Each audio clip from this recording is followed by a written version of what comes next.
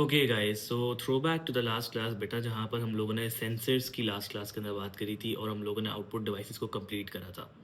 ठीक है, इस वीडियो के अंदर हम लोग इंशाल्लाह जो है वो डेटा स्टोरेज डिवाइसेस के बारे में कुछ बातें करेंगे कि डेटा स्टोरेज डिवाइसेस क्या होती है और किस किस कैटेगरी की, मतलब कितनी कितनी तरह के हमारे पास स्टोरेज डिवाइसेस होती है। ठीक है, तो प्राइमरीली जो है ना, मैंने आपके लिए स्टोरेज डिवाइसेस को 3 कैटेगरीज के अंदर डिवाइड कर दिया ताकि आप लोग के लिए याद करना और जो है ना मेमोराइज करना ईजी हो। ठीक है, तो बेटा सबसे पहले जो हमारे पास स्टोरेज डिवाइस की कैटेगरी है ना, that is primary storage devices. ठीक है, प्राइमरी स्टोरेज डिवाइसेस का मतलब है जो सबसे प्राइमरी है, जो सबसे पहले आती है। ठीक है, और इसके अंदर यूजुअली हम लोग 2 डिवाइसेस लिखते हैं। जो हमारे पास एक होती है हमारे पास रैम और दूसरी हमारे पास कैटेगरी होती है दैट इज रोम। ठीक है, अब रैम और रोम के अंदर डिफरेंट कैटेगरीज हैं, हम अभी उसकी बात नहीं कर रहे, हम सिर्फ मेन कैटेगरीज की बात करें कि हमारे पास प्राइमरी स्टोरेज डिवाइसेस के अंदर 2 कैटेगरीज आती है। एक आती है हमारे पास रैम और दूसरी आती है हमारे पास रोम। ठीक है, दूसरा हमारे पास जो कैटेगरी है स्टोरेज डिवाइसेस को, इसको हम इस तरह से लिख लेते हैं कि हमारे पास स्टोरेज डिवाइसेस की फर्स्ट कैटेगरी आ गई दैट इज प्राइमरी मेमोरी।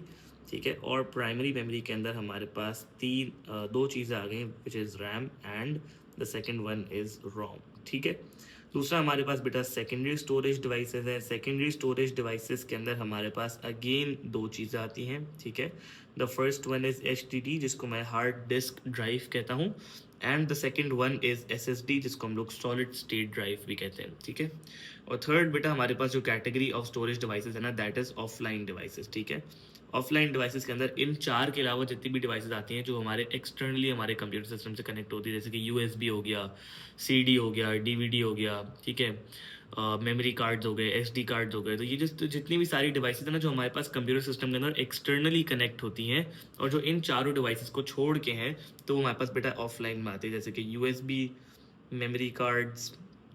ठीक है, we can say CDs, DVDs, तो ये सारी हम लोग जो है ना वो ऑफलाइन डिवाइसेस के अंदर जो है ना वो इसको मैनेज करते हैं। अच्छा, अब बहुत सारी जो है ना वो जगहों पे ये भी आता है कि भाई जो ऑफलाइन डिवाइसेस है ये हमारे पास सेकेंडरी स्टोरेज डिवाइसेस भी हैं और इसको दूसरा नाम दिया जाता है एक्सटर्नल सेकेंडरी स्टोरेज। तो आप इसको एक्सटर्नल सेकेंडरी स्टोरेज भी कह सकते हो, इसको सेकेंडरी स्टोरेज के अंदर भी कंसिडर कर सकते हो, बट मैंने आपके लिए कैटेगरी इसलिए बनाई ताकि आप लोग को प्राइमरी और सेकेंडरी मेमोरी तो अच्छे से आनी चाहिए और बाकी ऑफलाइन स्टोरेज डिवाइसेस जो है वो आपको याद करने में ईजी हो। ठीक है, तो हमने ये 3 कैटेगरीज बना दी है। तो आ जाओ हम लोग देखते हैं 3 कैटेगरीज कौन सी। यहाँ पे वही सेम डायग्राम बनी हुई है कि हमारे पास प्राइमरी मेमोरी के अंदर क्या है, रैम और रोम 2 चीज़ें आती हैं। इंटरनल सेकेंडरी स्टोरेज के अंदर हमारे पास HDD और SSD आता है, और इसके अलावा हमारे पास एक्सटर्नल सेकेंडरी स्टोरेज या फिर जिसको हम लोग ऑफलाइन स्टोरेज अभी कह रहे थे, तो ऑफलाइन स्टोरेज के अंदर हमारे पास DVD, CD, Blu-ray, USB, flash memory, removable hard drive भी आती है ना, जो अलग से एक्सटर्नल हार्ड ड्राइव आती है, वो भी हमारे पास सारी एक्सटर्नल स्टोरेज डिवाइसेस के अंदर आती है। ठीक है, अब सबसे पहली चीज़ बेटा हम लोग को जो स्टोरेज डिवाइसेज है ना उसके अंदर ये समझना है कि हमारे पास कुछ स्टोरेज डिवाइसेज ना वॉलेटाइल स्टोरेज डिवाइसेज होती हैं और कुछ जो होती है ना वो नॉन वॉलेटाइल स्टोरेज डिवाइसेज होती हैं। तो वॉलेटाइल और नॉन वॉलेटाइल में क्या फ़र्क है, सबसे पहले हम लोग को ये चीज़ जाननी है। देखो बेटा, वॉलेटाइल स्टोरेज डिवाइसेज वो स्टोरेज डिवाइसेज है तुम्हारे पास जो ना जिसको तुम जब पावर ऑफ करोगे ना कंप्यूटर को तो उसकी मेमोरी सारी इरेज हो जाएगी। लेट्स से मैं कंप्यूटर के ऊपर काम कर रहा था। ठीक है, एक मिसाल से लेके समझते हैं। ठीक है, हम लोग लेट्स से वर्ड के ऊपर कोई ना कोई काम करे, तो मैं टाइपिंग कर रहा था, कोई डॉक्यूमेंट बना रहा था, उसके ऊपर बड़ा इंपॉर्टेंट काम कर रहा था। ठीक है, और लेट्स से अचानक से लाइट चली गई। जो पहले हमारे पास डेस्कटॉप कंप्यूटर्स नहीं आते थे, लैपटॉप की बात नहीं कर रहा मैं, डेस्कटॉप कंप्यूटर्स की बात कर रहा हूँ, जो हमारे पास पुराने जमाने के अंदर डेस्कटॉप कंप्यूटर आते थे ना जो डायरेक्ट पावर से कनेक्टेड होते थे। तो मैं इसके ऊपर वर्ड के ऊपर काम कर रहा था और लाइट अचानक से चली जाती है, तो मेरे पास वो डेस्कटॉप कंप्यूटर था। जैसे ही मैं वो कंप्यूटर वापसी रीओपन करूंगा तो मेरे पास बेटा वर्ड वाला डॉक्यूमेंट गायब हो चुका होगा। क्यों? क्योंकि बेटा वो वॉलेटाइल मेमोरी के अंदर स्टोर हुआ हुआ था उस वक्त। वॉलेटाइल मेमोरी का मतलब क्या है कि वो मेमोरी कि जब हमारे पास कंप्यूटर टर्न ऑफ होगा और जब तुम उसको वापसी टर्न ऑन करोगे तो वो सारी चीजें उसकी मेमोरी से इरेज हो चुकी होंगी। तो इस तरह की मेमोरी को बेटा हम लोग क्या कहते हैं, वॉलेटाइल स्टोरेज डिवाइस या फिर वॉलेटाइल मेमोरी। इसका मतलब जब तुम्हारा एक दफा कंप्यूटर ऑफ हुआ, जब तुम उसको वापसी ऑन करोगे तो वो सारी चीजें उसकी मेमोरी से इरेज हो चुकी होंगी, उसके पास मेमोरी के अंदर कोई भी चीज बाकी नहीं होगी। ठीक है, whereas non volatile storage device बेटा हमारे पास उसकी उल्टी होती है। इसका मतलब है कि भाई मैं अगर काम कर रहा था और लेट से लाइट चली गई अचानक से, तो क्या होगा कि भाई उसकी मेमोरी में वो जो जो काम मैं कर रहा था वो सारा उसकी मेमोरी में रहेगा। ऐसा नहीं होगा कि वो इरेज हो जाए। जैसे कि एक मिसाल है कि भाई तुमने कोई गेम इंस्टॉल करी हुई कंप्यूटर के ऊपर, अब तुम खेल लेते हो वो गेम। ठीक है, जब तुम्हारी लाइट चली गई लेट से, ठीक है, कंप्यूटर ऑफ हो गया। जब तुम्हारी लाइट आएगी, तुमने कंप्यूटर ऑन करा, तो वो गेम ऑल्दो वो गेम बंद हो चुका होगा। क्यों? क्योंकि जब तुम गेम खेल रहे थे तो वो एक वॉलेटाइल स्टोरेज डिवाइस के ऊपर स्टोर हुआ था, तो वो क्या हुआ था कि भाई वो गेम ऑफ हो गया क्योंकि भाई वो मेमोरी कंटेंट्स इरेज हो गए। लेकिन क्या वो गेम बेटा अनइंस्टॉल हो जाएगा तुम्हारे कंप्यूटर में से? The answer is no. क्यों? क्योंकि अनइंस्टॉल बेटा इसलिए नहीं हुआ क्योंकि गेम जो मैंने इंस्टॉल करा हुआ है वो एक नॉन वॉलेटाइल स्टोरेज डिवाइस के ऊपर स्टोर हुआ हुआ है। अब बच्चों को बात कंफ्यूजिंग लगती है कि सर अभी आपने बोला कि गेम जब मैं खेल रहा था तो वॉलेटाइल पे था, लेकिन जब मैंने गेम मैंने डाउनलोड करा था तो नॉन वॉलेटाइल स्टोरेज पे था। इसका क्या मतलब है सर? ये क्या बातें करो, दो कंफ्यूजिंग बातें हैं। तो मैंने बोला वो बात मैं समझता हूँ, सिर्फ अब समझाता हूँ। अभी सिर्फ इतनी सी बात समझो कि भाई वॉलेटाइल स्टोरेज डिवाइसेस वो डिवाइसेस हैं कि जब तुम उसके अंदर कोई चीज स्टोर करोगे और अगर तुम्हारा कंप्यूटर सिस्टम पावर ऑफ हो गया तो जब तुम उसको पावर ऑन करोगे तो वो सारी चीजें बेटा उसके अंदर रिस्टोर नहीं होंगी, वो सारी चीजें इरेज हो चुकी होंगी। और नॉन वॉलेटाइल डिवाइसेस वो डिवाइसेस है हमारे पास, नॉन वॉलेटाइल स्टोरेज वो स्टोरेज है हमारे पास कि जब तुम्हारे कंप्यूटर पावर ऑफ हो भी जाएगा तो तुम उसके बाद उसको पावर ऑन करोगे तो उसके अंदर वो सारी चीजें रिटेन हुई भी होंगी, उसके अंदर वो चीजें इरेज नहीं हुई भी होंगी। ठीक है, तो ये हमारे पास वॉलेटाइल और नॉन वॉलेटाइल के अंदर फर्क है। अब हम लोग जरा इंग्लिश में पढ़ लेते हैं इसका क्या मतलब है। मुझे बोलता है volatile memory is a type of storage whose contents are erased when the system power is turned off or interrupted. ठीक है, जो हम लोगों ने भी बात करी कि भाई अगर सिस्टम टर्न ऑफ होगा तो उसके मेमोरी कंटेंट्स इरेज हो जाएंगे अगर वॉलेटाइल स्टोरेज डिवाइस है। मुझे बोलता है RAM is an example of volatile storage. हमारे पास वॉलेटाइल स्टोरेज की एग्जांपल क्या है बेटा? हमारे पास रैम एक एग्जांपल है। ठीक है, मुझे बोलता है non volatile memory is a type of storage whose contents are not erased when the system is powered off or interrupted. For example, ROM, SSD, HDD and all of the offline devices are an example of non-volatile storage. ठीक है, तो हमारे पास बेटा volatile storage की example क्या है? RAM है। इसका मतलब है कि जो भी डेटा बेटा रैम के अंदर स्टोर होगा, अगर तुम्हारा सिस्टम पावर ऑफ हो गया तो वो डेटा सारा इरेज हो जाएगा। ठीक है, और जो भी चीज़ें तुम्हारे पास रोम, SSD, HDD या ऑफलाइन के अंदर स्टोर होंगी तो अगर वो स्टोर हुई है मतलब डेटा तुम्हारा रोम, SSD, HDD या ऑफलाइन के अंदर स्टोर होगा तो वो सारी नॉन वॉलेटाइल डिवाइसेज। इसका मतलब अगर तुम्हारा सिस्टम पावर ऑफ हो गया तो सारा डेटा उसके अंदर रह जाएगा। ठीक है, तो ये हमारे पास बेटा स्टोरेज डिवाइसेस के अंदर कैटेगरी थी नॉन वॉलेटाइल और वॉलेटाइल की, कि वॉलेटाइल स्टोरेज क्या होती है, नॉन वॉलेटाइल क्या होती है। अब आज जरा प्राइमरी मेमोरी को बेटा हम लोग सबसे पहले डिस्कस करते हैं। प्राइमरी मेमोरी हमारे पास क्या होती है? देखो भाई, हमारे पास जो प्राइमरी मेमोरी होती है ना वो मेमोरी होती है जिसके अंदर रैम और रोम आती है। ठीक है, तो हम क्या कहते हैं कि primary memory is a part of a computer memory which can be accessed directly from the CPU. मतलब ये वो मेमोरी है बेटा जिसको सीपीयू डायरेक्टली एक्सेस कर सकता है, जिसको सीपीयू डायरेक्टली जिसके ऊपर हाथ रखता है। ठीक है, जैसे सेकेंडरी मेमोरी ना उसको सीपीयू डायरेक्टली एक्सेस नहीं कर सकता, लेकिन प्राइमरी मेमोरी को ना सीपीयू डायरेक्ट एक्सेस कर सकता है। ठीक है, बोलता है this includes random access memory यानी रैम। रैम की फुल फॉर्म क्या आ गया हमारे पास? Random access memory. And read only memory that is ROM. ठीक है, ये बोलता है कि भाई प्राइमरी मेमोरी के अंदर हमारे पास कौन सी दो चीज आ रही है? एक हमारे पास रैम आ रही है और दूसरी हमारे पास रोम आ रही है। ठीक है, तो रोम की फुल फॉर्म तुम लोग को मिल गई है रीड ओनली मेमोरी, और रैम की फुल फॉर्म तुम लोग को पता होनी चाहिए, that is random access memory. मतलब फुल फॉर्म तो देखो बेटा कहीं भी पता होनी चाहिए, भाई वो टिक करने के लिए आ जाए, ठीक है, या फिर तुम्हारे पास जो है वो फिल इन द ब्लैंक्स में आ जाए तो तुम्हें पता होनी चाहिए भाई फुल फॉर्म्स किसकी क्या फुल फॉर्म है। ठीक है, अच्छा फिर बोलता है primary memory allows the CPU to access applications and services temporarily stored in memory locations. Primary memory क्या करता है? सीपीयू को अलाउ करता है कि भाई वो एक्सेस कर सके जितनी भी एप्लीकेशन है सर्विसेज है, टेम्परेली उसको एक्सेस कर सके। अब क्या मतलब है इसका जरा समझते हैं। तो आज बेटा सबसे पहले हम लोग को रैम को जरा समझते हैं। ठीक है, रैम को स्टडी करते हैं, रैम क्या चीज होती है। तो रैम क्या होती है जरा पढ़ लेते हैं। आज बोलते हैं when you run an application और a program data is retrieved from secondary memory storage and placed temporarily into RAM. देखो बेटा मेरी बात समझो, लेट्स से मैं ऐप स्टोर के ऊपर गया। ठीक है, मैं ऐप स्टोर के ऊपर जाता हूँ और मैंने जो सॉफ्टवेयर जो मैं यूज़ कर रहा हूँ ना नोटेबिलिटी, मैंने इस सॉफ्टवेयर को कर लिया इंस्टॉल। ठीक है, मैंने नोटेबिलिटी को कर लिया इंस्टॉल। जब मैं सॉफ्टवेयर को मैंने इंस्टॉल करा तो बेटा ये सॉफ्टवेयर मेरा इंस्टॉल होके सेकेंडरी मेमोरी के अंदर चला जाएगा। ये बात याद रखना कि ये मेरा सॉफ्टवेयर कहाँ स्टोर हो जाएगा बेटा? सेकेंडरी मेमोरी डिवाइसेस, जिसको हम लोग SSD या HDD कहते हैं। ठीक है, तो अभी हम लोगों ने पढ़ा नहीं, खैर हम लोग ये बात करें कि भाई सेकेंडरी मेमोरी के अंदर वो डाटा जाके स्टोर हो जाएगा। यानी वो जो एप्लीकेशन है जो मैंने अपने लैपटॉप के ऊपर या अपने कंप्यूटर के ऊपर या मैंने अपने iPad के ऊपर मैंने इंस्टॉल करी, वो कहाँ जाके स्टोर हो जाएगी बेटा? सेकेंडरी मेमोरी के ऊपर हो जाएगी। अब मैंने तो अभी तक एप्लीकेशन सिर्फ इंस्टॉल करी है। अब लेट्स से मैं क्या करता हूँ, मैं इस नोटेबिलिटी को बेटा अब करता हूं ओपन। इंस्टॉल होने के बाद अब मैं इस एप्लीकेशन को करता हूं ओपन। जैसे ही बेटा मैं इसको ओपन करूंगा ना तो मेरा जो नोटेबिलिटी का जो एप्लीकेशन था वो सेकेंडरी मेमोरी से अब किसके अंदर आ जाएगा बेटा? रैम के अंदर आ जाएगा। क्यों रैम के अंदर आ जाएगा? क्योंकि बेटा रैम जो है ना हमारे पास वो हर वो डाटा स्टोर करती है जो आप करंटली यूज कर रहे हो। तो जो डाटा आप यूज कर रहे होगे ना, जो करंटली आपकी एप्स रनिंग में होंगी, वो सारी बेटा रैम के अंदर आ जाती है। ठीक है, तो क्योंकि मैंने नोटेबिलिटी के ऊपर क्लिक करा, मैंने उसको ओपन करा, तो नोटेबिलिटी का ऐप मैं यूज करना चाह रहा था, तो जो ऐप, जो एप्लीकेशन, जो डाटा, जो डॉक्यूमेंट मैं यूज करूंगा वो सारा का सारा बेटा कहां आ जाएगा? रैम के अंदर आ जाएगा। तो अब ये डाटा मेरे पास कहां आ गया बेटा? रैम के अंदर आ गया।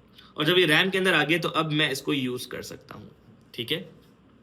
अब सवाल ये कि बच्चे पूछते हैं, सर आपने एक चीज बोली थी कि यार जो हमारे पास रैम है ना वो नॉन वॉलेटाइल है, ओ सॉरी वॉलेटाइल स्टोरेज है, तो सर वॉलेटाइल स्टोरेज कैसे हुई रैम? अब मैं बताता हूँ बेटा, ये बात समझना, बड़ी गौर से ये बात एग्जाम्पल समझना मेरी।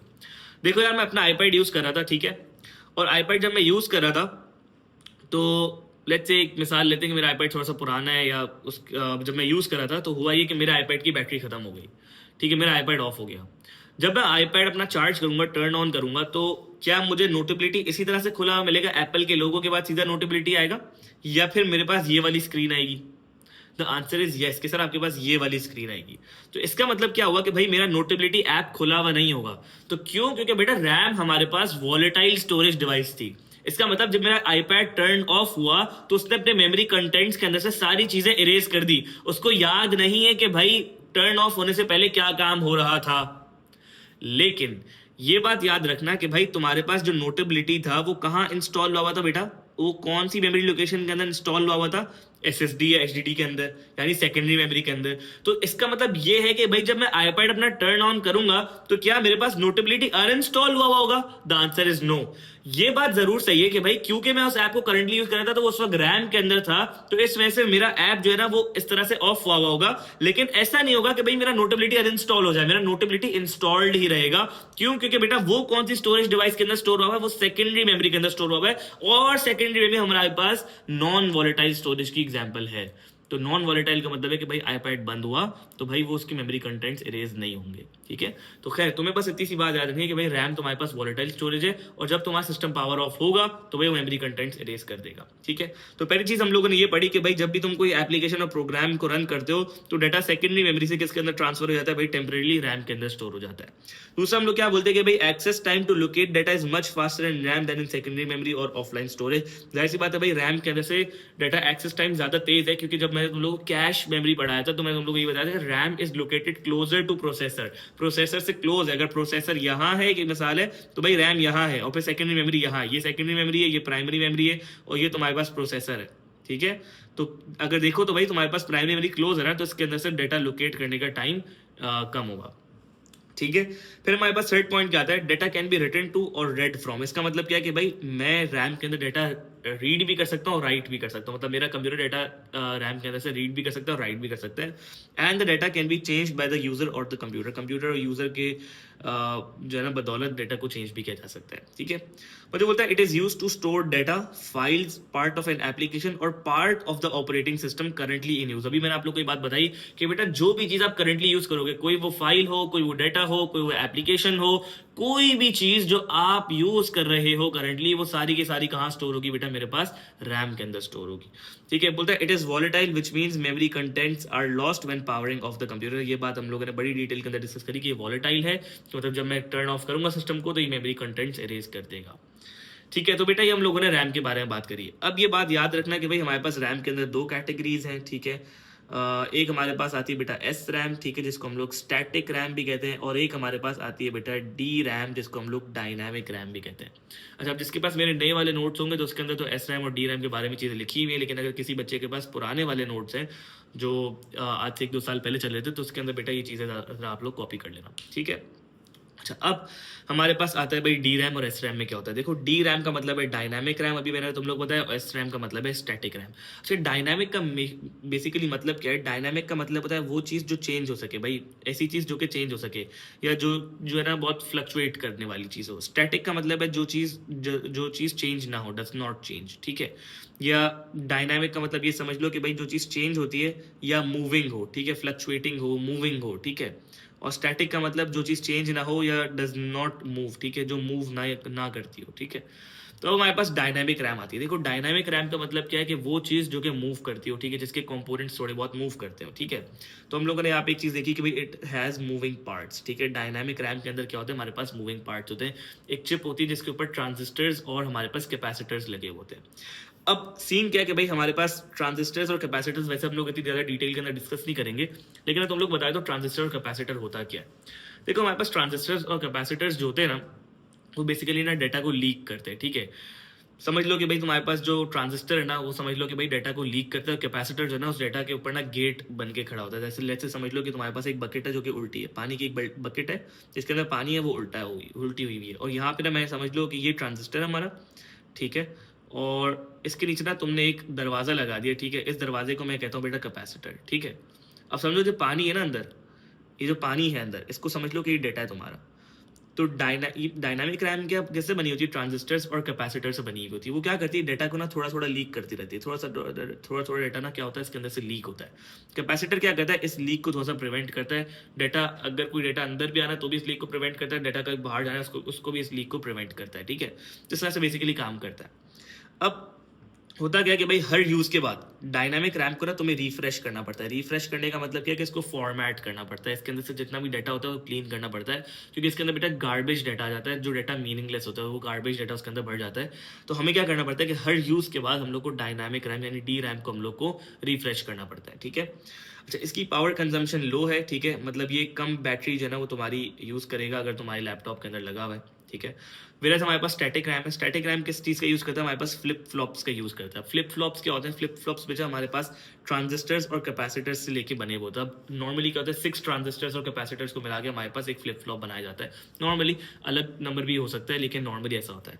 अब फ्लिप फ्लॉप क्या होता है हमारे पास, फ्लिप फ्लॉप में क्या होता है कि भाई यहाँ पे लीक होने वाला चक्कर नहीं होता। सर मैंने अभी बताया ना, ट्रांजिस्टर और कैपेसिटर में क्या होता है, मैंने उल्टी बकेट की एग्जाम्पल, जिसके अंदर पानी और एक गेट लगा हुआ है, ठीक है।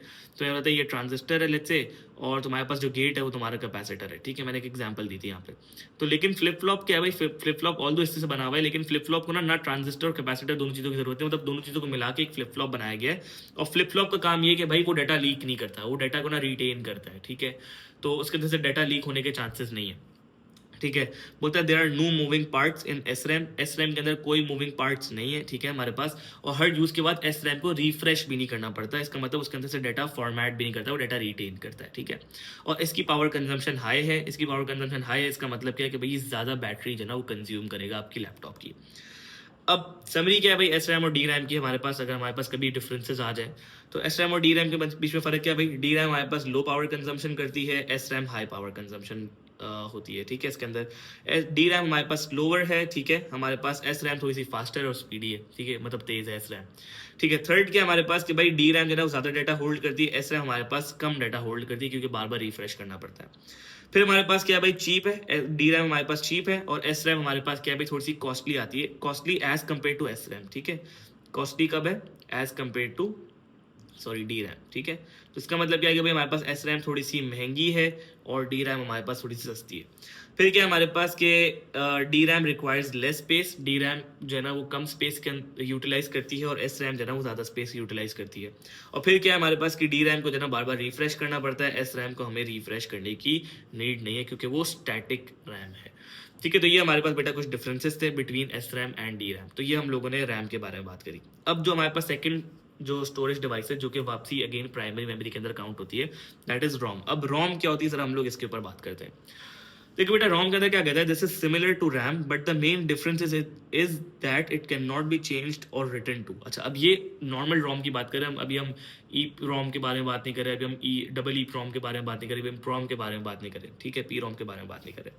तो ये वाली जो हमारे पास रोम है ना, ये नॉर्मल रोम है, ठीक है। तो इसके अंदर क्या होता है कि हमारे पास डेटा हम लोग सिर्फ जो है ना वो रीड कर सकते हैं, इसके अंदर हम लोग डेटा राइट नहीं कर सकते, ठीक है। तो रैम के अंदर हम लोग क्या करते हैं, डेटा रीड और राइट दोनों कर रहे थे, लेकिन रोम के अंदर हम लोग डेटा जो है ना वो सिर्फ रीड कर सकते हैं, इसके अंदर हम लोग डेटा राइट नहीं कर सकते, ठीक है। अब जाहिर सी बात है, अभी हम P ROM, E P ROM और डबल ई पी रोम के बारे में बात करेंगे, तो उसके अंदर चीज़ें चेंज हो जाएंगी थोड़ी सी।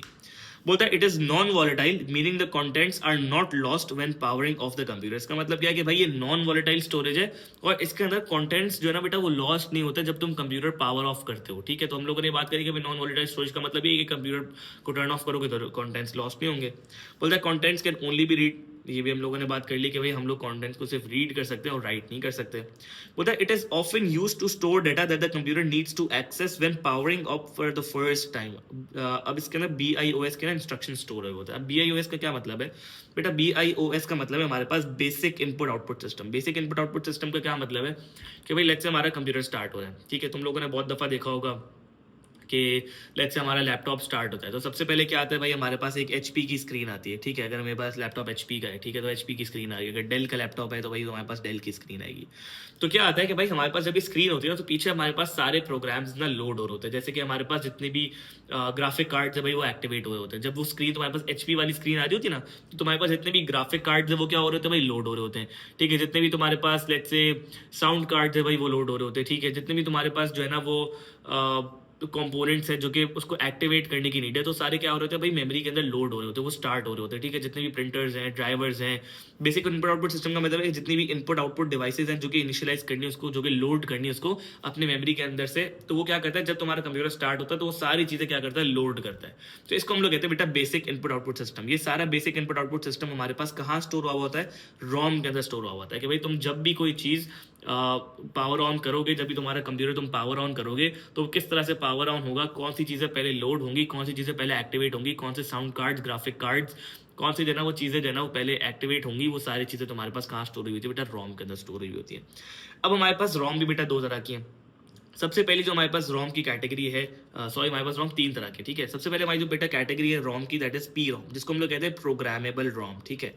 ये वाली रोम जो है बेटा प्रोग्राम्ड हुई हुई होती है, मतलब ये ऑलरेडी प्रोग्रामिंग इसके अंदर हुई हुई होती है और इसको हम लोग मॉडिफाई या फिर चेंज या फिर रीप्रोग्राम नहीं कर सकते, ठीक है। तो इसको हम लोग कहते हैं पी रोम, ठीक है, जिसको हम लोग कहते हैं प्रोग्रामेबल रोम, ठीक है। प्रोग्रामेबल रोम का मतलब क्या, रीड ओनली मेमोरी। तो तुम्हें अगर फुल डेफिनेशन पूछने के लिए आ जाए, फुल फॉर्म अगर पूछने के लिए आ जाए, एब्रीवेशन पूछने के लिए तो तुम क्या बोलोगे, प्रोग्रामेबल रीड ओनली मेमोरी, ठीक है। तो इसका मतलब क्या है कि भाई ये प्रोग्राम्ड है ऑलरेडी और इसको तुम मॉडिफाई नहीं कर सकते। It can not be modified और रीप्रोग्राम्ड, मतलब इसको रीप्रोग्राम भी नहीं कर सकते और ना ही मॉडिफाई कर सकते। दूसरा हमारे पास कौन सा बेटा, ईपी रोम, ठीक है। ईपी रोम में क्या होता है, इरेजेबल प्रोग्रामेबल रोम। अब देखो तुम्हें इसके नाम से समझ आ जाएगा कि भाई इसको इरेज भी कर सकते हो और प्रोग्राम भी कर सकते हैं। तो इसका मतलब इसके अंदर प्रोग्रामिंग एक दफा हुई भी है, लेकिन तुम इसको एक दफा इरेज कर सकते हो और एक दफा इसको रीप्रोग्राम कर सकते हो और इसको रीयूज कर सकते हो विदाउट रिप्लेसिंग इट। रिप्लेसिंग का मतलब क्या कि भाई बगैर इसको निकाले हुए, बगैर इसको रिप्लेस किए हुए तुम उसको क्या कर सकते हो, यूज कर सकते हो, ठीक है। और इरेज करके एक दफा कर सकते हो। लेकिन ये बात याद रखना कि this can only be done once, this can only be done once, ठीक है। ईपी रोम के अंदर सिर्फ तुम ये काम एक दफा कर सकते हो, ठीक है। तो याद रखना कि भाई इसके अंदर ई एक दफा आता है, बच्चे इस तरह से याद कर रहे थे, अगर इसके अंदर ई एक दफा आता है तो इसका मतलब भाई इरेज एक ही दफा होगा, ठीक है। अच्छा, दूसरा आता है हमारे पास दो ई वाला, डबल ईपी रोम, ठीक है। डबल ईपी रोम का क्या मतलब है, इलेक्ट्रिकली इरेजेबल प्रोग्रामेबल रोम। अब electrically erasable programmable ROM fancy word है। इसका मतलब क्या है कि भाई इसको तुम मल्टीपल टाइम्स इरेज कर सकते हो और रीप्रोग्राम कर सकते हो, मतलब इसके अंदर से डेटा मल्टीपल टाइम्स निकाल सकते हो और रीप्रोग्राम कर सकते हो, ठीक है। तो इसको हम लोग कहते हैं कि भाई ये डबल ईपी रोम है और इसको हम लोग इलेक्ट्रिक चार्जेस के थ्रू जो है ना बेटा वो इरेज करते हो और रीप्रोग्राम करते हैं। तो तुम ये बात याद रखना कि जिसके अंदर एक ई आता है उसके अंदर हम लोग डेटा सिर्फ एक दफा इरेज कर सकते हैं और एक दफा रीप्रोग्राम कर सकते हैं। जिसके अंदर दो ई आते हैं उसके अंदर हम लोग मल्टीपल दफा इरेज भी कर सकते हैं डेटा और मल्टीपल दफा रीप्रोग्राम भी कर सकते हैं, ठीक है। तो ये बेटा हमारे पास ईपी रोम आ गया और हमारे पास डबल ईपी रोम आ गया, ठीक है। अच्छा, अब बच्चे जो ना वो ये पूछते हैं मुझसे, सर कि आपने ना ये बात बोली थी कि रोम में जो है ना वो डाटा चेंज नहीं कर सकते थे, हम लोग राइट नहीं कर सकते थे, तो अब तो आप बोल लो कि राइट कर सकते हैं। तो एग्जैक्टली बेटा अब ये नई टेक्नोलॉजी है। तो मैं तुम लोग अभी ये बोला था कि वो सादी वाली जो रोम आती थी ना पहले, तो उसके अंदर हम लोग डाटा राइट नहीं कर सकते थे, लेकिन अब ये जो हमारे पास नई टेक्नोलॉजी है, जो न्यू टेक्नोलॉजी है, इसके अंदर अब राइटिंग जो है ना बेटा वो पॉसिबल हो गई है। टेक्नोलॉजी की स्पेलिंग गलत दिख दी है, लेकिन इसके अंदर राइटिंग क्या हो गई, हमारे पास डाटा के अंदर राइटिंग पॉसिबल हो गई है, ठीक है। मतलब हम लोग डाटा इसके अंदर कुछ डाल सकते हैं, कुछ डाटा हम लोग चेंज कर सकते हैं, ठीक है। तो ये हमारे पास बेटा रैम और रोम की कैटेगरी थी। अब जरा हम लोग कुछ डिफरेंसेस पढ़ लेते हैं रैम और रोम में, जो एग्जामिनर पूछते हैं हमसे। सबसे पहला डिफरेंस क्या है भाई, कि रैम हमारे पास बेटा एक टेम्पररी मेमोरी डिवाइस है, वेराज रोम हमारे पास सेमी परमानेंट या सेमी परमानेंट मेमोरी डिवाइस है, ठीक है। दूसरा हमारे पास रैम क्या है, हमारे पास एक वॉलेटाइल डिवाइस है। वॉलेटाइल का मतलब कि जब पावर ऑफ करेंगे तो कंटेंट से रेस हो जाएंगे। वेयर एज रोम हमारे पास बेटा क्या है, एक नॉन वॉलेटाइल मेमोरी डिवाइस है, जिसका मतलब है इसको आप बंद करोगे, पावर ऑफ करोगे तो मेमोरी कंटेंट्स रेस नहीं होंगे।